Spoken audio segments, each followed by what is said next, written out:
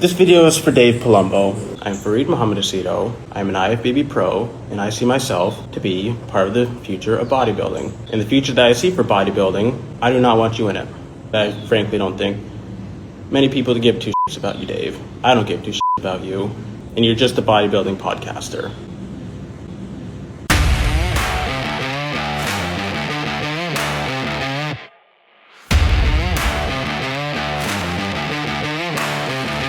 Hey guys, Ivan here, and in this video, the second video for today, we got a couple of really interesting bodybuilding updates.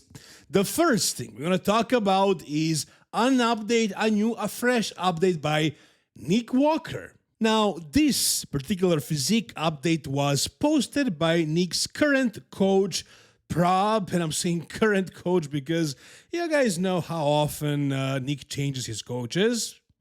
And we'll talk about Nick's physique in this photo in a moment, but honestly guys, the first thought that came to my mind when I saw this was how many different people, different coaches will be sharing Nick's photos and basically using him to advertise their coaching with. Now, that's all normal and expected. If I was prepping Nick Walker, I would be posting photos of him as well. I'm sure you would as well if you have a coaching business. But I'm just thinking how many guys have done this before. It's kind of funny, at this point. Like 5-6 coaches posting photos of Nick. Now, Nick is not paying for this service. No way. All these coaches are just using his name to advertise their coaching, and that's going to be way more valuable than, $400, $500 or whatever these coaches are charging for monthly coaching. So, yeah, this is what he can do for them. Let them post his photos, and that's what this guy right now, Prob, is doing. And it's kind of silly to me. But that's just me thinking and looking at this from a coach's perspective. If you look at the physique and like the conditioning and the look overall, let's focus on that, actually. Nick is looking phenomenal, for sure. He looks very conditioned, very lean, pretty much stage ready. Yeah, he has 3 more weeks, but this is good enough. This is plenty of condition. And also, he's holding a lot of size. Overall, he is looking amazing. The glutes, as you can see, are in already. The side leg is really there. You can see all the cuts. The midsection is looking really tight. That's something Nick maybe has changed. He did mention something about starting with the vacuum work. So if that's really the case, if he's actually practicing the vacuums now, this looks like he may have strengthened that transverse abdominis, and his midsection actually looks probably tighter than ever in the side tricep. Yeah, he was before known for being able to do this to make his stomach flat in the side tricep, but I don't think his waist ever looked this small, this narrow in this shot, right? Also, he's probably really flat and depleted, so it's definitely easier to make his stomach look flat right now compared to when he's carved up on stage. But what I'm seeing right here is looking very impressive. He has the size, he has the condition, and I don't think I ever saw him with a tighter waist, at least in the side tricep. I don't know how much better will it be in the other poses, like in the most muscular.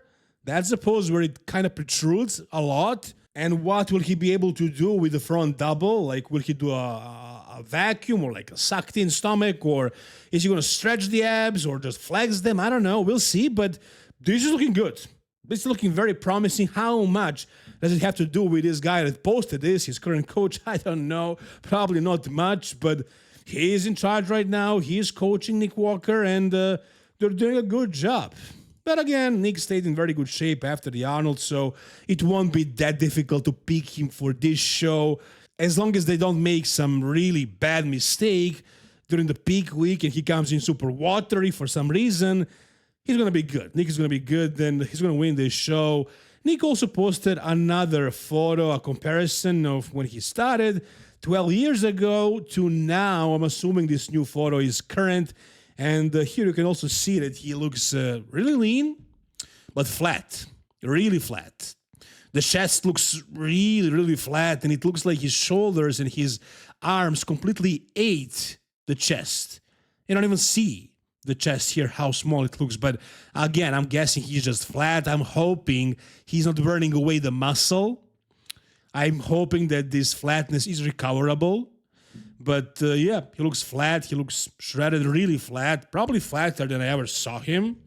But we didn't see everything from him during the last prep with Guy Sternino. He kind of went shadow mode for a couple of weeks before the show. So now he's being more transparent. And I guess this is the part of the process. But we'll see. We'll see. Based on this photo, I am a little bit worried that he might be looking too flat.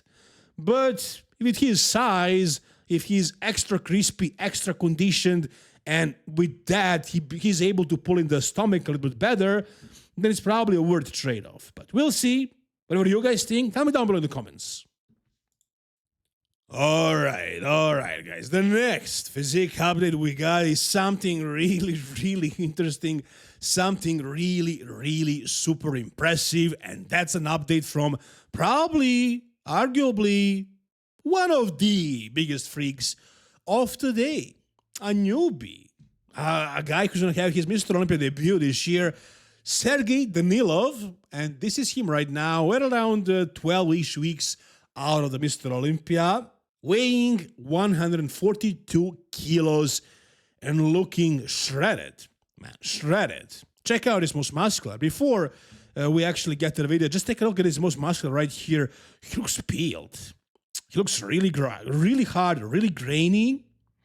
Reminds me a lot of James Hollingshead, actually.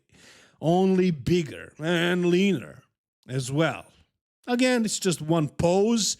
We don't know what this will look like on stage, especially on the Mr. Olympia stage. We're kind of hoping he gets the top 10 call out and, place in the top 10. But I don't know. Do I really believe that's a possibility? Honestly, I'll just say no. No, personally, I don't think I see that happening. Now, he has the size. He's a massive, massive bodybuilder, and he'll probably dwarf a lot of guys at the Mr. Olympia, but does he have the right structure for the Mr. Olympia, for that level? I mean, he already won a pro show, the first pro show he ever did, the only pro show he ever did, and he's going to the Mr. Olympia, so he's definitely Mr. Olympia caliber, but is he going to be able to fight with the Olympia guys and beat half of them and place in the top 10? I don't know. Let's take a look at the video as well. So from the back, he's going to be more impressive when he's compared. But just standing there alone, I don't see a great X-frame. The legs are kind of looking flat here. The back itself, it's good, but it's not outlandish. It's not super insane, but it's okay. His side poses are very impressive. His side leg is crazy. Great quad height and great hamstring drop. Then also his arms from the side are really round. The chest as well. His side chest is a phenomenal pose, and here is his most muscular. Very, very impressive, especially in the upper body. But you can here potentially see the problem with his physique, and that's the sweeps in his quads. And that's something that's going to probably cost him a couple of spots, and probably the reason why he won't be in the top 10. But I don't know, man. Maybe with his overall size, and if he poses well, maybe he dwarfs everybody in the legs, even though he doesn't have the sweeps. Maybe the structure can be overlooked if his size is that impressive, and it might be. Again, over 315 pounds currently with his conditioning. That's a massive bodybuilder. I don't even know if he'll go down in weight, to be honest. He might just cruise around this weight and just get fuller and harder. Maybe he's saving himself for later, gear-wise. I don't know what exactly his approach is, but he might be heavier and bigger than Samson Dowd on stage. I don't think Samson Dowd ever was heavier than 300 pounds on stage, maybe 310. That's about it. I think that was his heaviest on stage. So this guy can definitely be at that weight, but Samson is shorter. Samson is not 6'1". He's like 5 foot, 10, 5'11". I'm not sure exactly, but he's definitely shorter than Sergey. But this guy is massive. Again, conditioning is great for a Mr. Olympia debut. This is looking phenomenal. And I'm really excited to see where he actually stacks up. It's kind of impossible to predict. He has the size, the pretty good structure, good conditioning as well. The only problem that I see with his physique is the quad sweep and probably the back a little bit. But overall, he looks good, big, impressive, and it just might be a top 10 Olympia physique. What do you guys think? Tell me down below. All right, and the last thing we got for today, guys, is something interesting, very, very interesting. It's Chris Aceto's son calling out Dave Palumbo. Now, you guys probably know that Dave Palumbo and Chris Aceto have that one podcast that they have it for like 20 years. I think it was a radio show a long time ago. Now it's a podcast. It's Heavy Muscle Radio. They're doing it every week. They're close friends. Chris is always on RX Muscle channel. And I'm thinking that's probably the past right now, because what happened is Dave Palumbo didn't delete some hateful and racist comments on the video with Aceto's son. This guy right here, Farid Muhammad. I think that's his last name. And you can probably assume what the comments were about. It's basically everybody's asking, how is this Chris Aceto's son? He's black, Chris is white, he's Muslim, and Aceto is Italian, whatever. Personally, I have no idea, guys. I never really checked out this guy much. I know that he won a natural pro card. He competed. He's a very young guy. I think he's in his teens. His father prepped him, and he looked amazing at those couple of shows. People are saying that he's not really Chris Aceto's son, but if you watch this video, you'll see that he's talking exactly like Chris Aceto. So he's definitely his son, no doubt about that. And they actually look alike. But again, I don't want to get into all that personally. I don't care. I never really got into it. But apparently, on one of Dave's videos about this guy, I'm guessing it's probably one of these, because in the meantime, the comments were deleted. There was a lot of racist and hateful comments towards him, and the problem Farid here has with Dave is that Dave never deleted the comments. So let me play a part of this video for you guys. It's a long video, but I'll play the most important parts for you. This video is for Dave Palumbo. You are responsible for the things that are said on your platform. Bigotry and racism of such a degree, you are responsible for your own audience. This type of stuff does not come accidentally. So whatever other podcasts you do, whatever topics are talked about, whatever jokes you let fly, it has clearly allowed for a certain audience to feel that they should be comfortable and welcome to spew bigotry and hate. And if you expect me to believe you do not look through the comments, then you're taking me for a fool. Reaching out through my father to try and get my story down, because the comment was deleted. All is well and done. For you to take down the story. That doesn't sound nearly equitable to one another.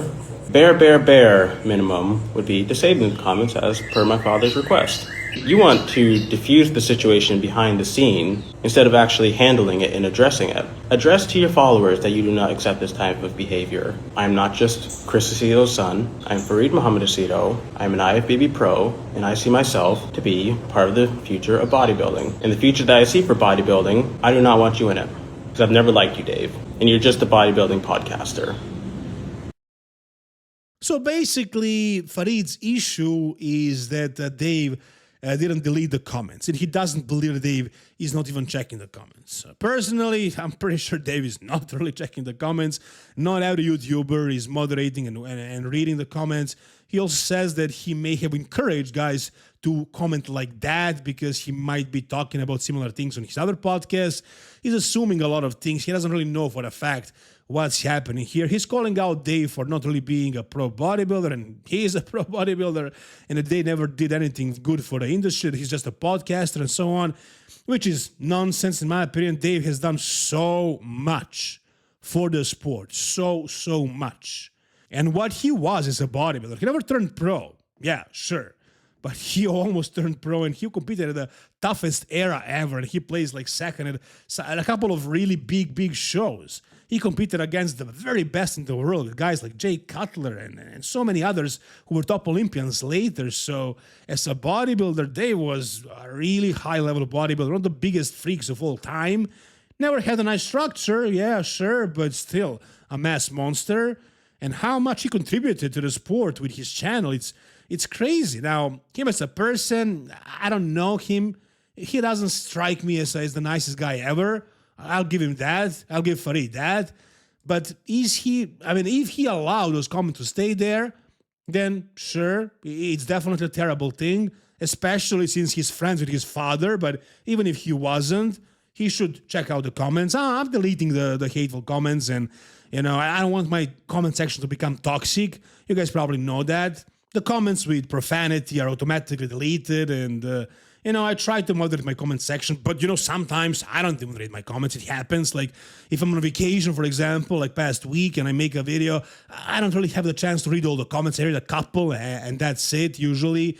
But sometimes I read all the comments. I'm trying my best, but if the comments were top comments and had a lot of likes, I'm pretty sure somebody noticed them. Maybe not Dave, but whoever is running the page. He has like 4 other guys running the channel for him. So somebody left those comments there because they thought they were, I don't know, funny. They were, getting the attention. The more comments you have and the more interaction you have, you're going to get more views. So they're probably doing the best thing for the channel. But I don't think Dave saw those comments personally and decided to leave them there. But that's what this guy is saying right here. And, him and Chris Aceto as well in the comments are basically calling out Dave Palumbo for this and expecting him to reach out to Farid personally and, I don't know, apologize, do something. I'm really curious, what do you guys think about this situation right here? Whatever you think, tell me down below in the comment section. And that's going to do it for this video, guys. If you enjoyed it, give it a thumbs up, subscribe to the channel for more content like this. See you soon, guys. All the best, and bye-bye.